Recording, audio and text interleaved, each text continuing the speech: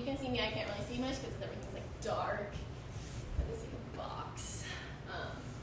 And there are all these like lights that kind of look like stars, but they're also really like blinding. Don't worry about it. You can see. But there's something about being in the dark that draws everything in closer. Granted, part of that's fear-based, but there's another part that's quiet. It's like the right kind of quiet.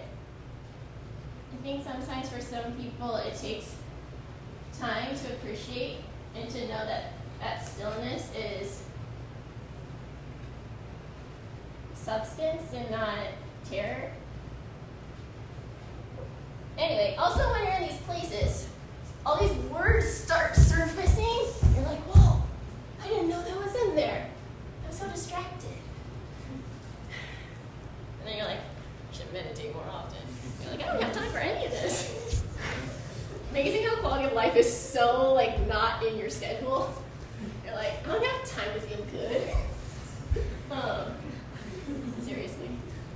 But then you're there, and then you're like, what am I thinking about? And it's like, in tech, I found out I was thinking about fairy tales. I'm like, wow, that's fantastical. Why? And then I realized you're thinking about fairy tales because you grow up thinking that, well, when you're little, you're like, fairy tales are awesome, and you don't really think about how the rest of the world is like, fairy tales are unrealistic. And you grow up and you're like, you have a dream? I mean, your family's like, I love you, go dream. And then you grow up and you're like, dreams are hard to manifest, and no one else believes in it but me. And your grandma and your mom and all those people who love you so much. The thing that I find maybe like sad about fairy tales is it implies that there's no reality, that it's an intangible, like I can't touch anything.